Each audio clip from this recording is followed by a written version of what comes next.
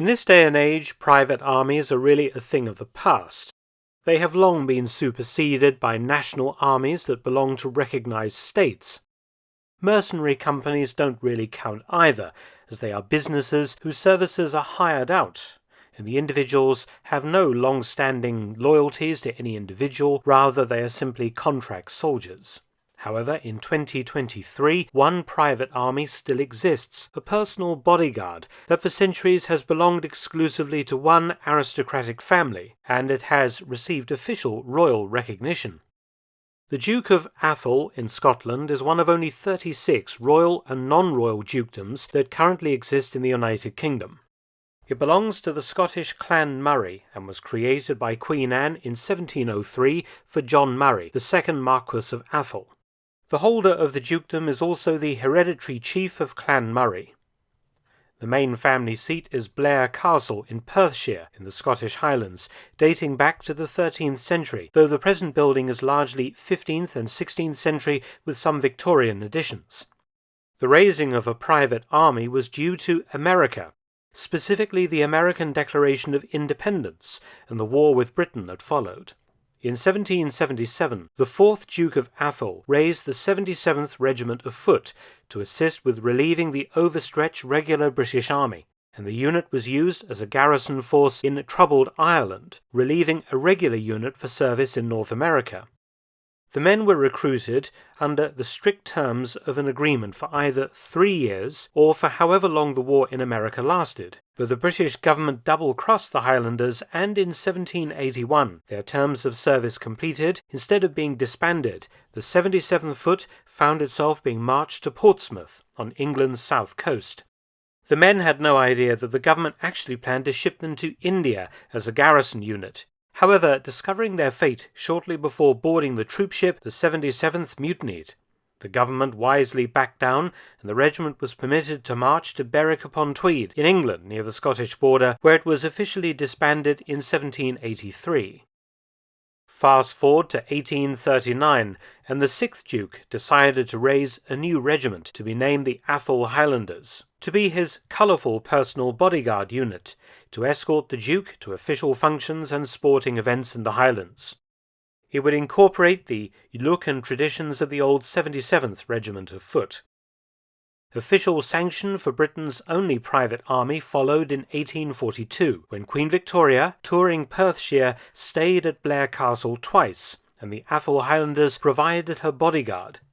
In 1845, as a reward for their excellent service to the monarch, Queen Victoria ordered that the Atholl Highlanders be presented with royal colours, the ceremonial flags that are central to the identity and traditions of regular British Army and Commonwealth regiments, even today.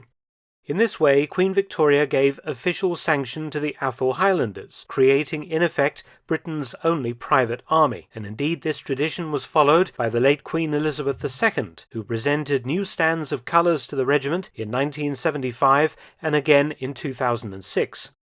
During the late 19th and early 20th centuries, the Atholl Highlanders saw plenty of high-level public service as uniformed bodyguards to royal visitors to Blair Castle and at the annual Braemar gathering held each September in the Highlands.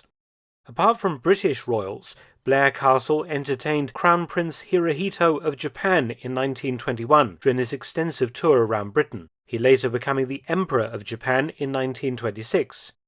And to King Faisal of Iraq in 1933. However, the cumulative effects of 2 world wars on recruiting for the Highlanders and the financial problems that befell many aristocrats after the Second World War meant that the Atholl Highlanders paraded less and less until the regiment basically stopped appearances. That was until the time of the 10th Duke. In 1966, the Duke reinstated the regiment's annual parade and increased recruitment from among the estate workers who traditionally provided the soldiers of the regiment. In 1973, the reconstituted regiment paraded before the Queen at the Braemar gathering, with pipes and drums and colours flying.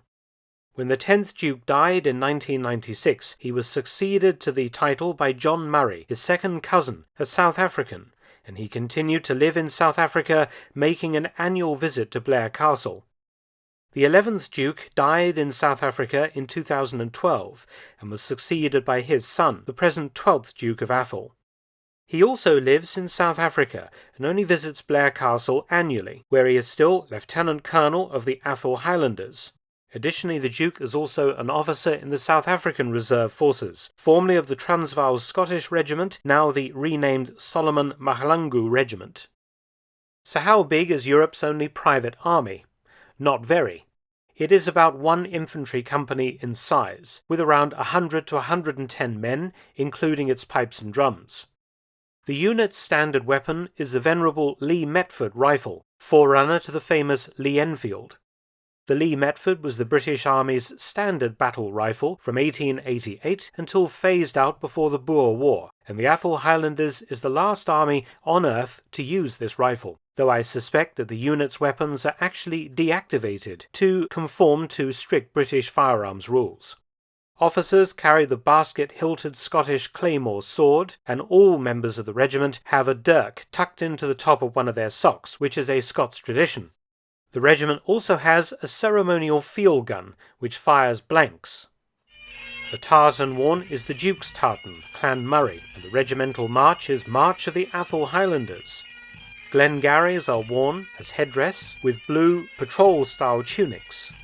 Naturally, the regiment conforms to standard British Army drill movements and commands and follows the British Army's rank systems for Highland regiments.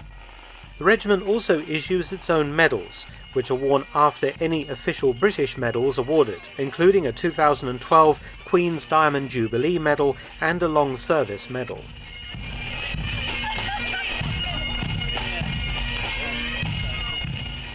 So, with a lineage stretching back 246 years, the Atholl Highlanders is the oldest private army in the world, and the only one still existing in Europe.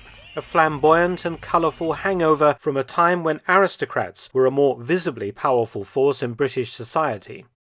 Many thanks for watching. Please visit my video channel, Mark Felton Productions. You can also help to support both of my channels at PayPal and Patreon. Details in the description box below.